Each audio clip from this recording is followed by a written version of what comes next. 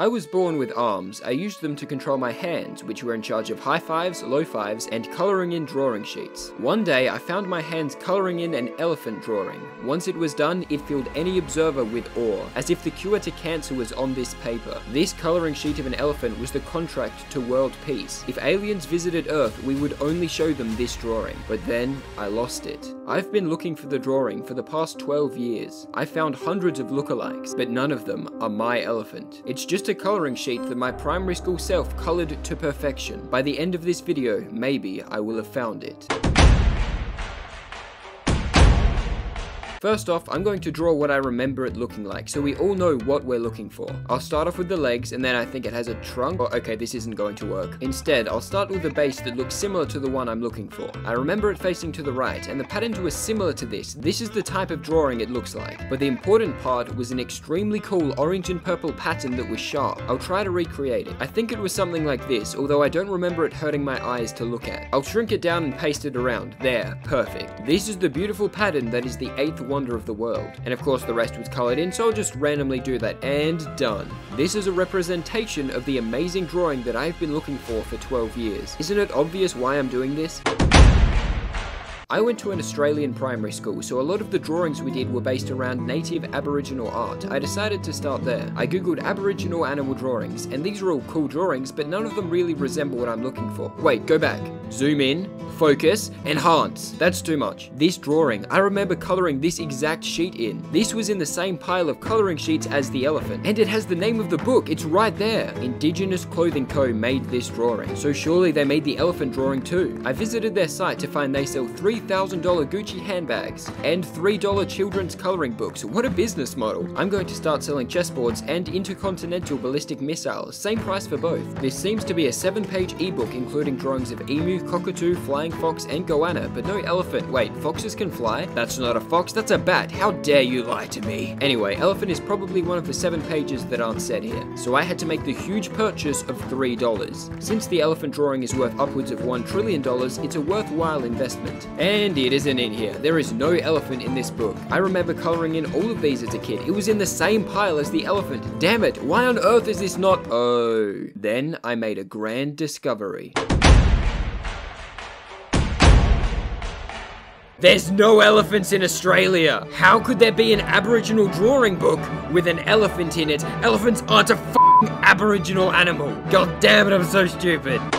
Since I can't trust the pile of colouring sheets, I started to search for the elephant directly. Hey Google, elephant colouring sheet complex. A lot of these look really close to correct. This one is almost perfect, but it misses the beautiful spiky bit from the one I'm looking for. Now I checked everything. I got to the bottom of Google's search results. I didn't even know that was possible. Then I came across this. I was teaching in a school the other month and came across some photocopied pages in a free time book. There were all sorts of animals ranging from dinosaurs to native Australian animals. For the life of me, I cannot find the original book, and I would love to. This person is in my exact situation. They want the fountain of youth that is the elephant colouring sheet, and Bill was our saviour. They're by Louisa Eddlestone. This is it, Louisa Eddlestone elephant. You know what? I'm feeling lucky. Nope, that's not an elephant. I'm feeling less lucky. Oh my god, there it is, the elephant! Nope, that's the wrong one. That is not the elephant I'm looking for. Where are the spiky bits? I remember it having the word elephant written on the page, but this is not quite right. I want this elephant! I swear it exists! Okay, what if I have the wrong animal? Maybe it was a very fat dingo with a mutated 5th leg on its face. What if I've gone completely insane? What if my memories are fake? After 12 years of searching for something, you start to wonder, did it ever exist at all? Enter the phenomenon of false memories. In light situations, it could mean that you remember turning on the washing machine, but really you didn't. You were combining the memory of doing it yesterday with the memory of walking past it today. You fabricated the memory of turning the washing machine on today. It isn't real. But there are more severe cases. In one study, young children were shown a picture of a hot air balloon and told about a trip on it. Years later, the children retold the story of how they themselves had been on a hot air balloon when it never really happened. You can truly believe a memory that has never happened, usually because you forget the source of the information. But surely there's a way to get past this, to find the details that make it true or false. How do you tell if a memory is real or false? There is currently no way to distinguish. That's kind of terrifying. I also found this. Not all people are equally likely to form false memories. Generally speaking, children and older adults are more suggestible. Children, the age I was when I colored the elephant drawing with my hands. Could it all be a false memory? Did I even have hands? More investigation was required. I do, however, have one idea how to find out. I was unsure if anything I thought was real at this point. I needed something to ground myself, so I thought, I can use children to solve my problems, not child labor. Instead, I interviewed a current student that went to the same primary school that I did. Maybe they will know if the elephant drawing exists. The child's voice has been masked to hide their identity. Hi! Do you go to school? Yes. What do you do at school? When I play, I go on the monkey bars and slide down and go swings. And do you do drawing at school? Yes. Have you ever colored in animal sheets? No. Oh, you haven't colored in an elephant? Yes. There was an elephant coloring sheet. Yes. What did it look like? It had zigzags and stuff. They still draw elephants. Not only does this mean my memories are real and the drawing exists, it exists within driving distance of me. Also, I probably have hands. So, am I going to break into a school and steal coloring sheets? It's on the list, but not if I don't have to. Remember the post of the person who was also in my situation? It was posted on What Was That One? A site for remembering random forgotten things. And there are some more comments now, people helping us. The first person thinks it's from this cat book. The second person sent a cool penguin photo. Thanks. The third was an Aboriginal book, and we've been through that. Sadly, elephants aren't Aboriginal. I looked through every Louisa Eddlestone book. It's not in there. Then I realized, maybe I've been looking all over the world, when I should be looking in my own backyard.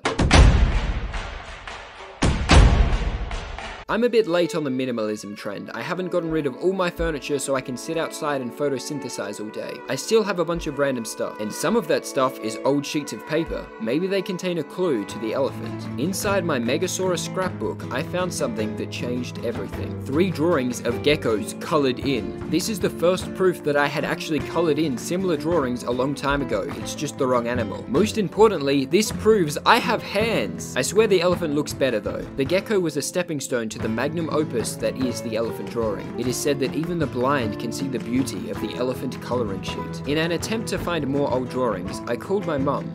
Hey, weird question, but do you have any old drawings I did in primary school? Come to the undisclosed location alone. If anyone follows you, you will face the consequences. She's just scared of internet scammers. This is it, the gigantic crate of drawings that I did when I was a kid. I'm going to search through all of it and not show you because it probably has sensitive information like my name, or address, or illegal charges of crayon theft. I will show you the best things I found though. Here is a pirate with swords for fingers, hauntingly screaming, "Arg." This dragon is actually pretty good, don't think I could draw that now. I almost beat Nicola to the Tesla coil. This is Vulcan, I offer no explanation. This dragon is a little, wait, what's this? A full-size drawing of a bilby with the patterns. Holy f***moly. That's the pattern. That's the spiky pattern I was talking about. Here I've done it all in green, but the elephant has it orange and purple. I have to be getting close. I knew I was inches away from the turning point of humanity, the invention of fire, writing, landing on the moon, and now, the rediscovery of the elephant drawing. While I'm searching, I'll tell you a story from my primary school, and maybe you'll see why this is so important to me. My school was in an area that was, well, let's say, where your school friends' parents might have been lawyers or accountants, my school friends' parents were inversely employed, or professional government negotiators. Instead of trying to learn maths, I was trying to dodge razor blades being thrown across the classroom. In biology, we studied the bruises that we got at recess. PE was run away from the teacher with a machete. Okay, that's a bit exaggerated, but this elephant was my one beacon of light. I have to find it. So this is the pile of papers I've checked so far, running a little low on hope.